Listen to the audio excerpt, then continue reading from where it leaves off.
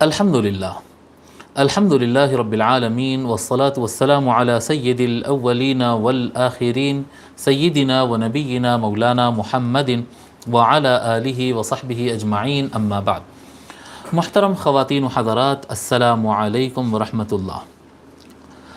المنہاج السوی من الحدیث النبوی کے آخری باب 16ویں باب کی دوسری فصل، دو فصلیں باقی ہے، دوسری فصل فصل فی ثنائیات الامام الاعظم ابی حنیفہ رضی اللہ عنہ سے ہم کو پڑھنا ہے۔ امام اعظم ابو حنیفہ رضی اللہ تعالیٰ عنہ کی ثنائیات، وہ احادیث شریفہ جس کو امام اعظم ابو حنیفہ رضی اللہ عنہ نے حضور اکرم صلی اللہ علیہ وآلہ وسلم سے صرف 2 واسطوں کے ذریعے روایت کیا ہو، وہ احادیث شریف ہم کو شروع کرنا ہے۔ کتاب کے اعتبار سے صفحہ نمبر 883 ہے، 883، اور پی ڈی ایف کے اعتبار سے 931 ہے۔ حدیث نمبر 1057 1057۔ شروع کرتے ہیں، بسم اللہ الرحمن الرحیم۔ روى أبو حنيفة رضي الله عنه عن أبي الزبير المكي عن جابر بن عبد الله رضي الله عنه قال قرأ رسول الله صلى الله عليه وآله وسلم قوله تعالى وصدق بالحسنى۔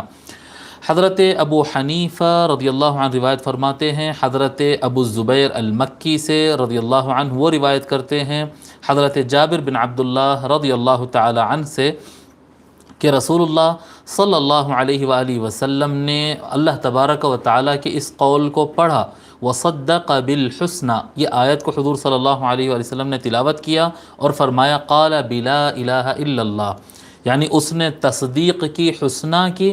حسنہ کیا ہے؟ یہاں پر حسنہ سے مراد لا الہ الا اللہ مراد ہے۔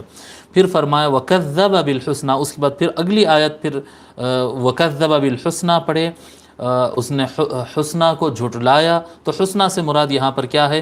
فرمایا قال بلا الہ الا اللہ، یعنی اس نے لا الہ الا اللہ کو جھٹلایا۔